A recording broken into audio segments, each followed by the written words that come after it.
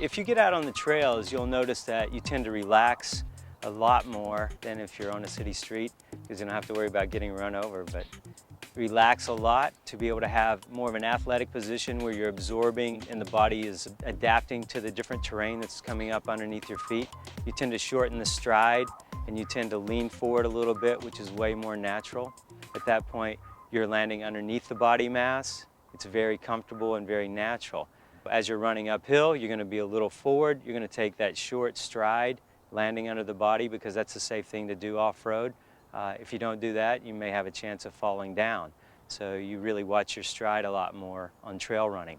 These things also carry over really well into road running.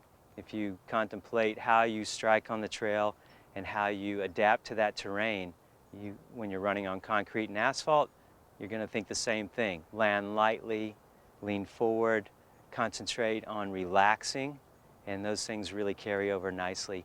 So trail running, we feel at Newton, is a great part of an adaptation process and a learning process by which you can carry that great form of trail running over to road running as well. Running on the beach is a great way to see what your foot strike is. You can look at the imprint that your foot leaves. If you have a deep heel impression, you know you're a rear foot striker. If you have none at all, you know you're on your toes. If you've got a nice deep impression on your midfoot, you're a midfoot striker, which is an efficient running gait.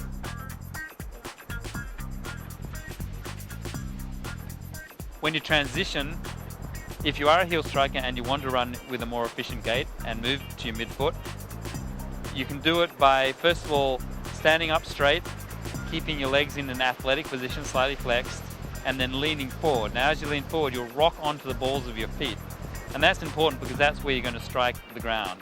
So that ground reaction force, which is where you touch the ground, should be on the balls of your feet. You can feel it just standing there. So you can rock forwards, balance on the balls of your feet, and that's the position you should land in.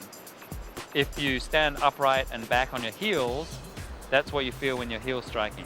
As your feet get conditioned to barefoot running, you can run for quite a long way. After all, this is how we're born and this is natural running.